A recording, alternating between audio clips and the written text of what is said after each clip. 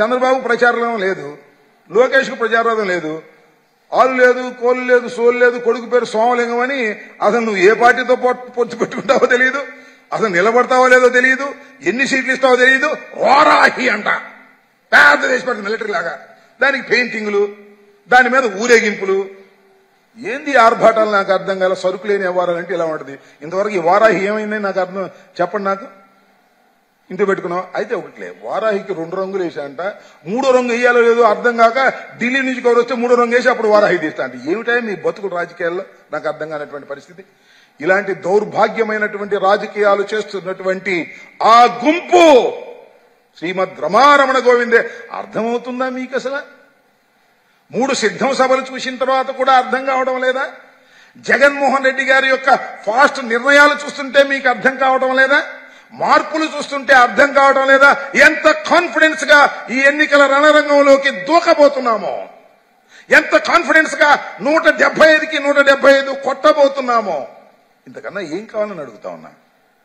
పిచ్చి జనం, తెలుగుదేశం వాళ్ళు, పాపం చంద్రబాబు నాయుడు గారి అభిమానులు, లోకేష్ గారి అభిమానులు, పచ్చ జెండా వాళ్ళు అనుకుంటున్నారు మేము వస్తాం అని. ఏమి వచ్చేది లేదు, మీరు సచ్చేది లేదు.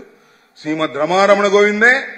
ఈ ఎన్నికల తరువాత తెలుగుదేశం అనే రాజకీయ పక్షమే ఈ రాష్ట్ర రాజకీయాల్లో ఉండదు, ఉండబోదు అని కూడా ఈ సందర్భంగా మీ ద్వారా తెలియపరుస్తున్నాను.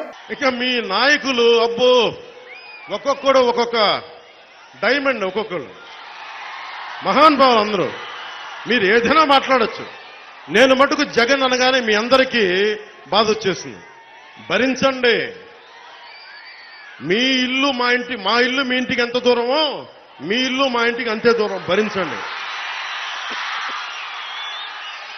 మేము ఇష్టానికి మాట్లాడేస్తాం, మేము ఎమ్మెల్యేలం, ఏదైనా మాట్లాడతామంటే అలా కుదరదమ్మా. మీరు రాజ్యాంగాన్ని గౌరవిస్తే నేను రాజ్యాంగాన్ని గౌరవిస్తా. మీరు మమ్మల్ని బానిసలుగా చూస్తే మేము నీకెందుకు గౌరవిస్తాం? జగన్ కాదు, ప్రస్తుతానికి జగన్ నుంచి జగ్గుబాయికి వచ్చాం. ఇంకా ఎక్కువ మాట్లాడితే జగ్గు అంటాం. ఇంకా మీరు నోరు జారిపోతే నేనేమంటానో నాకు తెలియదు. మీరు ఎవరు నన్ను అడగచ్చు. నేను ముందుగానే మీకు మీ పర్మిషన్ తీసుకుంటా ఉన్నా. ముందే చెప్తున్నా, వాళ్ళు నోరు జారితేనే నేను నోరు జారుతా, వాళ్ళు నోరు జారకపోతే నేను మర్యాదిస్తాను. ఒకటే బాధ వచ్చింది. జగన్ ఈ మంత్రి మొలకలు వచ్చినాయి అంటే వీళ్ళు ఏదైనా తిట్టేయచ్చు, మనం ఏ బూతులైనా తిట్టేయచ్చు. ఎర్రిపప్ప అంట రైతుల్ని.